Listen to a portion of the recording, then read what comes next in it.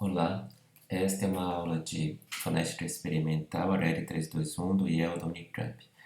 O tema de hoje continua o do curso anterior, trata das características acústicas e nasais do português brasileiro. Aqui na tela direita você pode ver acima a forma de onda, quer dizer, que é a pressão sonora ao longo do tempo, no meio o espectrograma de banda larga e abaixo duas camadas de anotação, identificando aqui as palavras que foram pronunciadas e extraídas de uma frase veículo, digo, por exemplo, mata baixinho e assim por diante. E a ideia do dia de hoje é não só discutir a questão das nasais, como também das laterais do português brasileiro em comparação com o caso particular do português europeu. Aqui vocês podem ver a segmentação aqui na camada 1 dos três pontos de articulação das nasais do português brasileiro, de M bilabial, de N alveolar e de Nh palatal. São as mesmas consoantes que se vê aqui mais à direita. No entanto, essas três, como se pode ver pelas palavras, se encontram numa posição silábica após a sílaba tônica. Então, são ditas em posição pós-tônica. Então, a minha ideia hoje é começar comparando duas características que refletem a diferença de tonicidade, que são a diferença de intensidade e a diferença de duração da mesma consoante nas duas condições de tonicidade. Então, por exemplo, aqui mata, em que M está numa sílaba tônica, ela dura 90 milissegundos. A altura dessa curva amarela que está marcando o nível de intensidade, que pode se ver aqui do lado direito, a média é em torno de 70 dB. Quando a gente passa a colocar aqui no intervalo correspondente à palavra gama, que tem a sílaba está na posição pós-tônica, a gente vê que a duração passou, portanto, de 90 para 80 milissegundos, uma queda de 10 milissegundos, mas o mais importante é a queda em decibéis, que passou de 70 para 58, uma grande queda de intensidade. Vamos ouvir as duas palavras. Aqui é só a sílaba ma, não é a palavra inteira, e aqui é só a sílaba apostôlica. Aqui bem baixa, dá nem para ouvir. Vamos de novo aumentar. Viram? Agora, mesma coisa para nata. É o finalzinho de gana, ana, e ganhar, então cada um foi colocado em posição, contrastando posição tônica e pós-tônica. Então, como vimos, a bilabial passa em duração de 90 para 80 milissegundos, em intensidade de 70 dB para 58 dB. Aqui claro, controlada a posição do microfone, para que a diferença de intensidade não se correspondesse, mesmo o locutor, não correspondesse à diferença da posição do microfone. N aqui dura 86 milissegundos na posição tônica e 63 milissegundos na posição pós-tônica. Veja que a queda é maior do que na bilabial. E a parte central aqui do Nh, lembrando na aula anterior que sofre, que altera muito a coarticulação com as vogais que o precedem e sucede. Então é por isso esse movimento forte de F2, por conta da anteriorização forte da língua que se dá, né, em relação à vogal A, fica numa posição semelhante ao de I, por isso se escuta I quando não se coloca para a nossa mente a sequência das duas vogais que flanqueiam, como a gente fala, que vão à esquerda e à direita da consoante. Tá vendo? Não dá para perceber que na verdade esse IN é a consoante Nh. Mesma coisa se dá no ganha, que parece um IN quando isoladamente, tá? Então veja, em relação ao Nh, a duração passa de 79 para 62, em termos de uma diferença também pequena. A intensidade do N passou de 72 dB aproximadamente para 59, ou quase 60 dB, então diferença grande de intensidade, e a intensidade do Nh passou 73 dB aqui, o número verde, para 60 dB aqui. Então vejam que há uma diferença de duração, menos duração na posição pós-tônica e menos intensidade, medida aqui na escala logarítmica em decibel. Tá?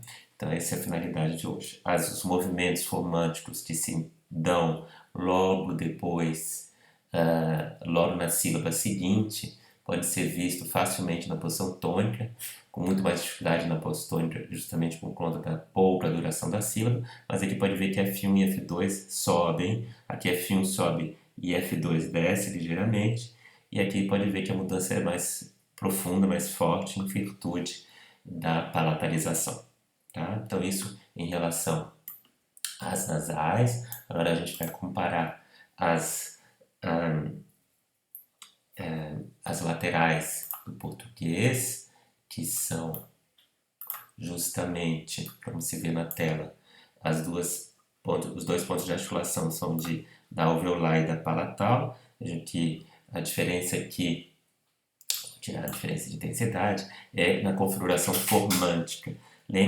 O modelo de articulação das laterais é semelhante aos das nasais. Há um volume, um trato que fica bifurcado, porque o som sai numa das laterais ou nas duas, e fica uma espécie de bolsa à frente da língua, sobre a língua, onde o ar ressoa, e essa bolsa, como está perpendicular ao fluxo lateral, ela não escapa da boca e diminui a energia numa certa faixa de frequência.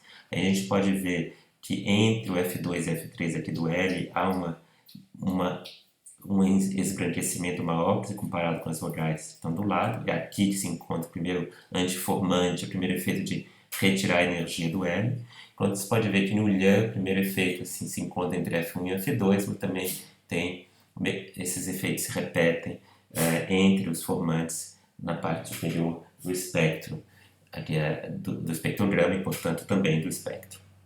Tá? Então aqui a gente pode ver que as diferenças entre lã e lhã são de formantes e antiformantes. Mostrei agora os antiformantes, mas pode ser que os formantes, sobretudo F2 e F3, são posições bem diferentes.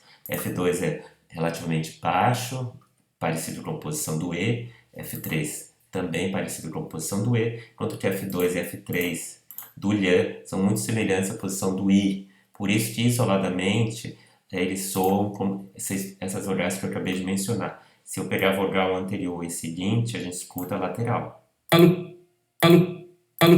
Tá? Porque o cérebro pode comparar a presença dos antiformantes aqui no L comparando com as vogais anterior e seguinte, que não tem antiformantes, porque tem um tubo só. Então, ele sabe que aqui no meio esse roubo de energia corresponderia ao antiformante, portanto, associa isso, o estágio justamente entre F2 e F3, também por conta da posição dos formantes, ele associa isso à lateralidade. Isoladamente, só o L, não tem como o cérebro comparar a presença do antiformante, a gente vai escutar como se fosse uma vogal. A mesma coisa acontece com o lhã. Se eu toco a vogal que precede, que sucede, se houve a lateralidade e a palatalidade pela posição de F2 e F3, isoladamente, parece o I, de repente, né? I. Tá, então, essa é a lateralidade. Em relação às consoantes nasais, o que muda, como a gente viu, é a posição de formantes e de antiformantes, que nas nasais é bem diferenciado. Tá? Então agora eu vou comparar, como eu fiz com a nasal, a situação de tônica e pós-tônica. Então aqui se vê lata, então L em posição tônica, se vê, aqui estou colocando a intensidade de novo, o L em posição pós-tônica, em gala, e aqui vou comparar gala e galo para ver o efeito sobre os formantes do L, vai ser bastante afetado pela vogal seguinte. Então vejam bem, o L em termos de duração dura quase 100 milissegundos, o pós-tônico 57, tanto na posição da palavra gala quanto na palavra galo, 50. Então praticamente a metade, né? No caso de L de galo é a metade. Os formantes isoladamente. Tá?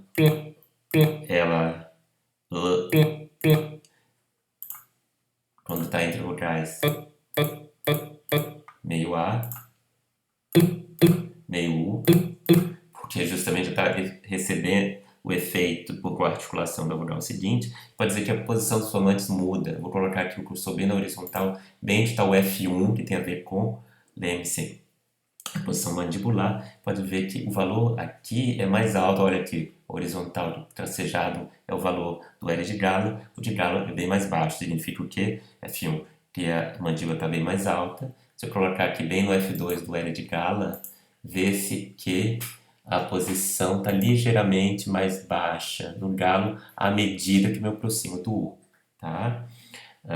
Essa que é a diferença. Então, tem uma diferença entre esse L, em termos de... por conta da coarticulação com a vogal seguinte. Então, o L, o lateral, por envolver todo o corpo da língua, ele, que no caso do mã e do nã, o mã envolve os lábios, o nã envolve a ponta da língua, mas o L envolve o corpo inteiro da língua. Então, ele vai ser bastante afetado pela vogal, uma vez que a gente faz a vogal também com o corpo da língua. Então, em relação à intensidade, o L que dura, tem intensidade média de 69 dB, quanto aqui, que é a posição pós-tônica. Aqui vocês estão vendo que é muito semelhante, 70, então falou com provavelmente mais ênfase, e aqui em torno de 73. Então vejam que diferente da nasal, plata, gala, galo, plata, gala, galo, plata, gala, galo, provavelmente porque ele falou a palavra mais forte, olha só. Gala, plata, plata, gala, galo. Falou as palavras com mais força, então não está na mesma condição do exemplo que eu dei. Por as palavras terem mais força, evidentemente, toda a intensidade da palavra, incluindo os L's, acaba sendo afetada, tá? Um aspecto interessante para ver a diferença na tonicidade é comparar a intensidade da vogal tônica com o L. Então aqui a gente pode ver que a intensidade média está em torno de 76 e no L 70, então a queda de 6 dB. Se a gente comparar com a tônica, aqui está 69 e na vogal está 74. Então, da vogal para justamente para o L, então aqui estava 69, aqui mais ou menos 75, então mais ou menos 6 dB, então veja que queda, acho que 76, 70, mais ou menos a mesma coisa. Então vejo que nem assim dá para ver uma diferença importante em termos de tonicidade do L. Tá? Vamos agora, para concluir a aula de hoje, mostrar uma característica do português europeu. Então, ouvindo de novo aqui, ó, o galo do português brasileiro, Galo, galo, galo, galo. ela é afetada pelo U, mas continua sendo um L, uma lateral alveolar. Quanto que no português europeu, que vamos acabar de ver, tá? A gente vê que há uma diferença importante de escutar o L. Galo, galo, galo. Ele a gente chama de velarizado. O fato de ser recuado o U na região velar velariza fortemente o L. Olha aqui. Galo, galo. Última sílaba. Somente com o U. Galo, galo. Bem recuado. Não ocorre a mesma coisa no gala. Gala, gala, gala, gala. Tá? Mas ocorre no galo. Tá? Então, com isso concluo a aula de hoje, comparando nasais, laterais, diferentes influências por conta da vogal que se sucede, por conta de condições de tonicidade e diferentes pontos de articulação. Então, muito obrigado.